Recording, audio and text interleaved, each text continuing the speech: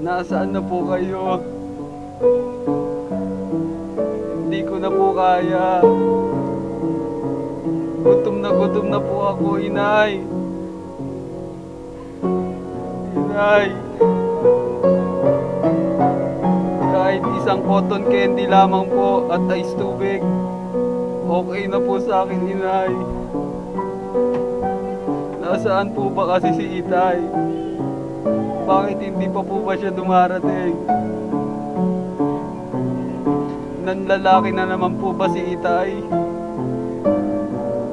Akala ko po ba sabi niya sa atin noon, mahal niya tayo. Pero bakit sumama sa ibang lalaki si Itay?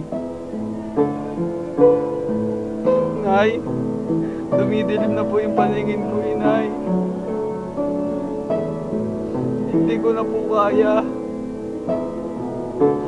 Nakikita ko na po si San Pedro, inay. May hawak po siyang manok. Masarap po yung manok.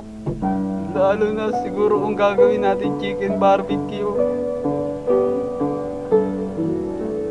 Pero inay, alam niyo po ba kung ano yung mas masarap? Yun ay ang maligo sa ulan, inay. Matagal na po kasing walang ulan dito sa atin. Gusto ko na po magbabad sa ulan. Magtampisaw. Dahil doon po ako nagiging malaya.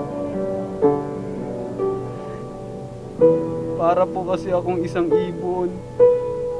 Pag ganun ang pagkakataon, inay, bakit niyo po ako pinabayaan, inay? Wag, inay. Bata pa po kayo, inay.